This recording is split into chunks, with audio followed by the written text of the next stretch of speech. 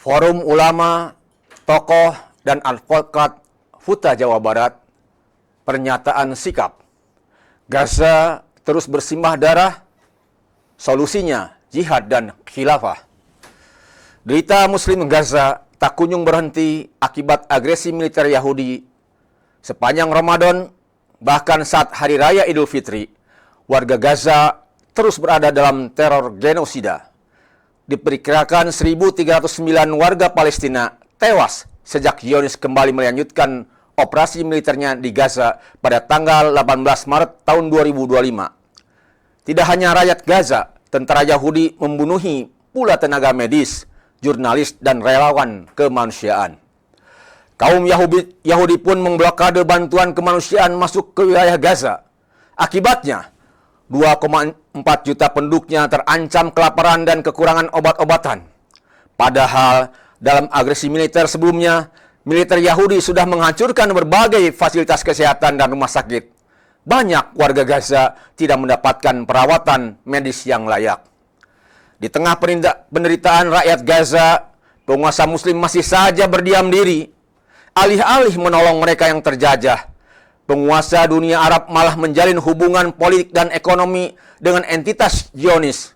Sebut saja Turki, Mesir, Uni Emirat Arab, Bahrain, dan Maroko. Di satu sisi, mereka tampil seakan membela Palestina, tapi di belakang layar, mereka menjadi hubungan yang menguntungkan entitas Zionis. Para penguasa itu sudah tidak bisa diharapkan. Satu-satunya yang masih bisa diharapkan adalah kesadaran umat Islam. Kesadaran akan adanya kewajiban membela saudara seiman. Kesadaran adanya kewajiban jihad untuk memerangi penjajah Zionis. Dan kesadaran untuk membela tanah milik kaum muslimin. Kesadaran itu tetap membara saat ini. Walaupun para penguasa dan pemimpin mereka gagap dan bersembunyi di balik konsep nasionalisme serta slogan kepentingan nasional. Atas dasar kewajiban menjaga kesadaran umat, maka kami, Forum Ulama, Tokoh, dan Advokat Jawa Barat menyatakan, 1. Siapa saja yang mengaku muslim wajib memberikan pembelaan atas penderitaan yang dirasakan saudara seiman, termasuk kaum muslim Gaza. Rasulullah SAW telah bersabda, La yu'minu ahadukum hatta yuhibba li ahi yuhibbu li nafsih.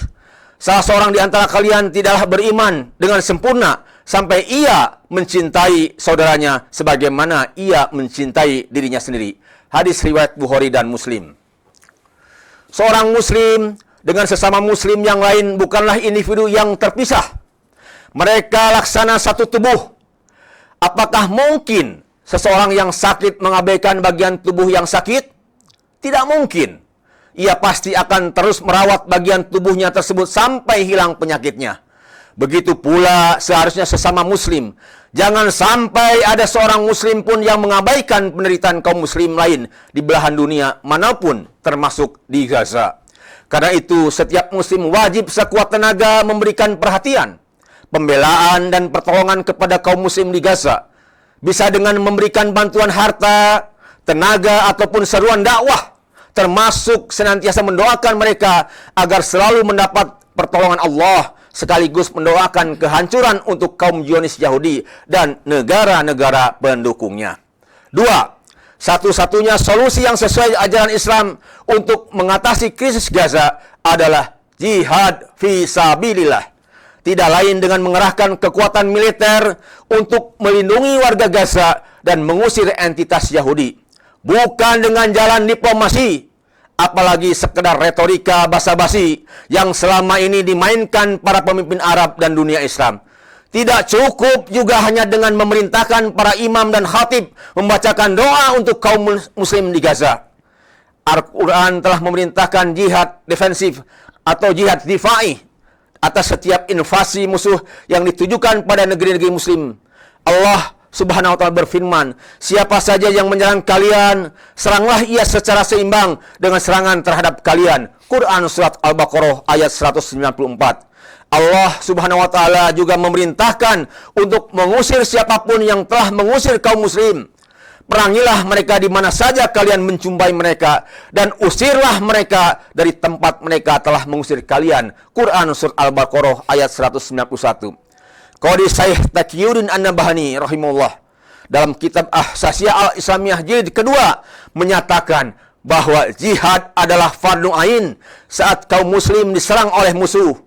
Dalam konteks Palestina, fardu ain ini bukan hanya berlaku untuk muslim di sana, tetapi juga berlaku untuk kaum muslim di sekitar wilayah Palestina saat agresi musuh tidak bisa dihadang oleh warga setempat.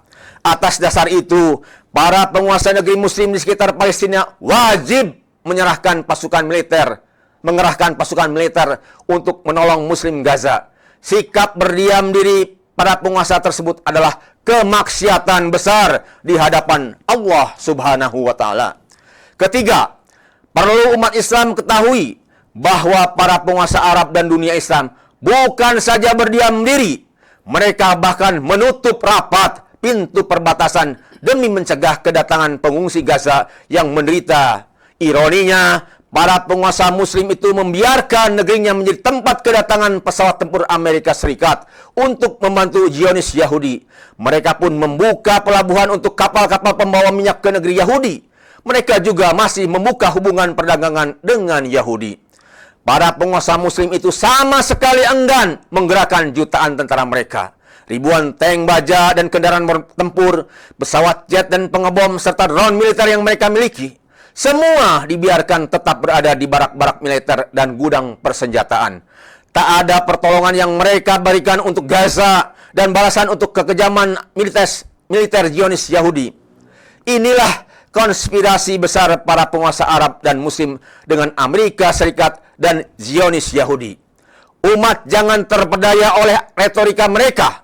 Sesungguhnya, para penguasa muslim itu mengamini genosida di Gaza dengan sikap berdiam dirinya itu. Mereka lupa bahwa jabatan dan kekuasaan mereka harganya jauh lebih murah dibandingkan dengan tumpahnya darah seorang mukmin. Rasulullah SAW bersabda, sungguh hilangnya dunia ini jauh lebih ringan bagi Allah dibandingkan dengan terbunuhnya seorang muslim tanpa hak. Hadis riwayat Nasai dan Tirmizi. Keempat, ketika kita saksikan penguasa-penguasa negeri Islam, organisasi internasional seperti PBB, OKI, Liga Arab, ataupun apapun itu tidak berdaya saat menghadapi entitas Zionis yang didukung oleh Amerika Serikat, maka seharusnya umat Islam sadar bahwa perisai umat yang hakiki bukanlah mereka. Perisai umat yang hakiki adalah sebagaimana yang Rasulullah SAW telah kabarkan. Sesungguhnya imam atau khalifah adalah perisai. Orang-orang berperang di belakang dia dan berlindung kepada dirinya. Hadis riwayat Muslim. Makna Al-Imam Junnah dijelaskan oleh Imam An-Nawawi. Maksudnya adalah imam atau khalifah itu ibarat tameng. Dia mencegah musuh untuk menyerang atau menyakiti kaum muslim, juga mencegah masyarakat untuk saling menyerang satu sama lain. Dia pun melindungi keutuhan Islam. Dia disegani oleh masyarakat dan mereka pun takut terhadap kekuatan. Syarah An-Nawawi ala Muslim, juz 12 halaman 541. Inilah perisai umat yang sesungguhnya. Wujudnya ada sebuah institusi pemerintahan yang akan menerapkan Islam secara kafah, yang disebut dengan khilafah. Khilafahlah yang akan melindungi Palestina dan mengusir entitas Yahudi dari seluruh tanah Palestina. Karena itu, mari kita tegakkan kembali khilafah Islam. Khilafahlah yang akan mengurus umat dengan syariah Islam. Demikianlah pernyataan ini kami buat. Semoga Allah Subhanahu wa taala lekas memberikan pertolongan kepada penduduk Gaza. Hasbunallah wa ni'mal wakil, ni'mal maula wa ni'man nasir. Bandung, 12 Syawal tahun 1446 Hijriah, bertepatan dengan 11 April tahun 2025. Forum Ulama Tokoh dan Advokat Jawa Barat, FUTA Jawa Barat.